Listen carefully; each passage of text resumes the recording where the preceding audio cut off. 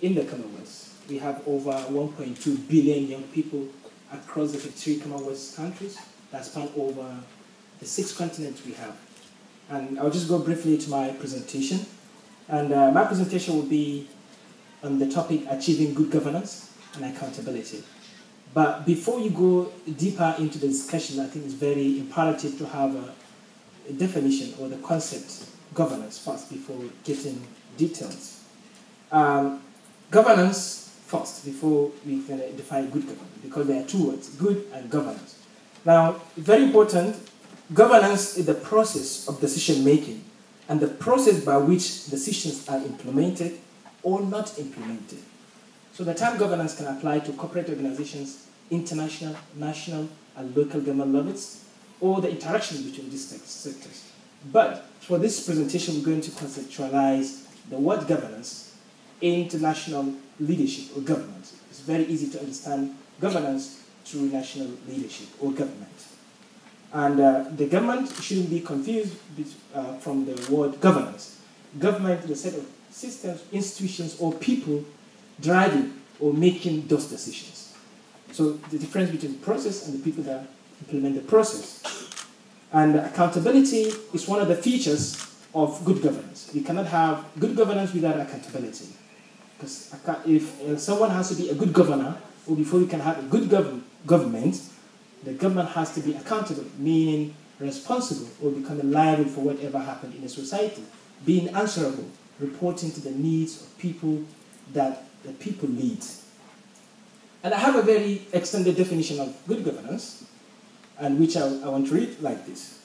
Good governance signifies a participative manner of government that functions in an accountable and transparent manner based on principles of efficiency, legitimacy, and consensus for the purpose of promoting the right of individual citizens and public interest. I would love to discuss this definition, but because I was told I have only 5 minutes, I think I'll just skip because we have more important issues to discuss.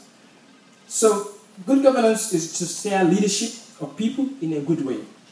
When headsmen or headswomen, statesmen and women at the helm of affairs of country carry its people along, then we can say we have good governance. So it's more about participation.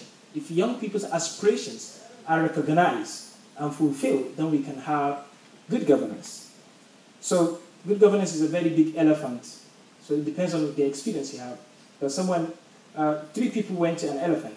One touched the nose, the other one touched the stomach, the other one touched the tail.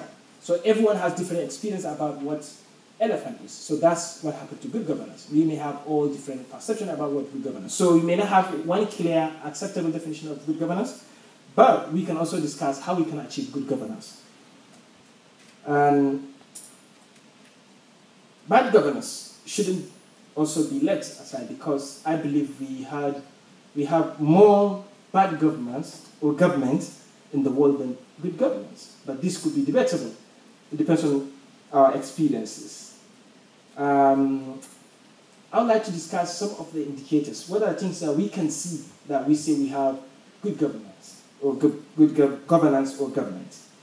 When the people's sense of pride and belonging is recognized or is at high level, then we can say we have good governance. When the people in a country, they are feeling belonging, their aspirations, their needs are reflected in the government decisions, then we can say we have good governance. The hopes of the people, what government are doing to realize the hopes of the people in the country. And people feeling security, feeling that they're in the safer hands. That also is an indicator that we have good governance. Freedom of expression, people expressing their minds, their feelings, their opinion about things without fear of being abducted or being punished. It's another expression of having good governance. And leaders should be heeding to the people's wishes. If people in the community said that we don't want you in power, then, or we don't want this decision, or we don't want this policy, the people of power have to also respect the minds and the opinions of the citizens. And we must have mutual acceptance to cooperate together. Both the parties, the people in government, the people that are led, they have to also accept to work together. And we have 4 types of governments. I will start from the bottom, which is the worst type of government we can have. There is a government that is despised and detested by its people. And there's a government that people fear. And then there's a government that people praise. People will say the government that people praise could be a good government, but not necessarily the case all the time. But the best government is the type of government that people do not know it exists. People's needs are met without knowing that who made those decisions, without praise, without claim for political credit or compensation for what the government is doing. So this is the best type of government we can have. So to be a good leader, one has to sacrifice and demand nothing in return. And how are we going to achieve good governance? We need to have strong institutions and rule of law. And we need to have separation of powers. Both the executive, judiciary, and the legislative arm of government, they all have to be independent without fear or favor, without favoring any of the sections. And we also have to acknowledge minorities and marginalized groups, because to be a good governor or to have a good governance, everybody's interest has to be understood and has to be addressed. And these are the three major, I think, things we need to have good governance. And okay, I'll skip these ones. So good governance depends on the people. The people decide whether to have good government or bad government, because the power is in the hands of the people. And that's why democracy is one of the ingredients for having good governance. We cannot have good governance without democracy. You have one minute remaining. So I will skip this as well. So I think the answer of having good governance lies on young people, especially because young people, especially in developing countries, they constitute, I think, almost 87% of the population in developing countries. So they have the majority. If young people are carried along, we can say that the majority of the population are carried along, because the young people have the energy, creativity, and the enthusiasm to participate and contribute meaningfully in the leadership process. So young people should be involved. And this is a very good opportunity we have post-2015 development agenda, where we can strengthen youth potentials and positions in society to play a vital role in ensuring good governance in our society. And having a very well-structured and powerful youth institution, youth organizations like National Youth Councils is very important. And even not at national, at international level, to have one global voice for young people. It's one of the key factors to having the young people participating in ensuring good governance. And that's why Commonwealth Youth Council is promoting to have a stand-alone goal for young people in this post-2015. And we are going to have our side event today, where we're going to have open debate for all participants to come and participate and share their minds about what they think, whether young people should have a stand-alone goal in the post-2015 development framework, or how do you go about it. And the Commonwealth at large, I think, is one of the leading examples in giving young people the voice by instituting the Commonwealth Youth Council and then bringing young people at every decision-making level. Young people are reflected at the Commonwealth. And before I go, finally, before I go to bed, I asked one of my hotel roommates, I asked him, who is a good governor you can tell me in the world? He spent like 5 minutes thinking. He could not mention a single person that generally accepted good leader in the world.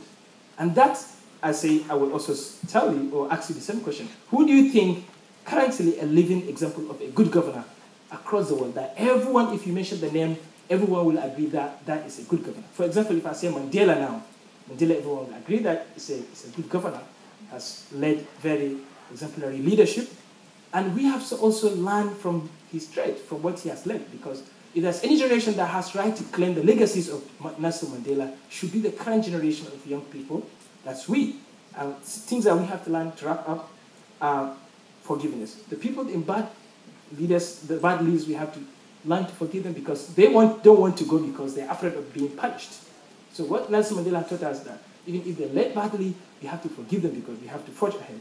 We have to love one another without discrimination. We have to have peace. We have to respect peace. We have to sacrifice, and we have to be optimistic. We have to believe in the future. We have to have positive thinking. Thank you very much. Thank you very much.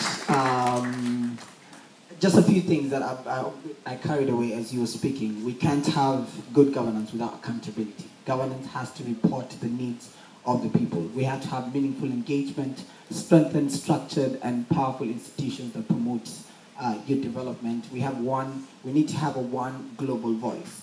And thank you very much. You were a bit overboard with time, but thank you very much. We're going to go to the next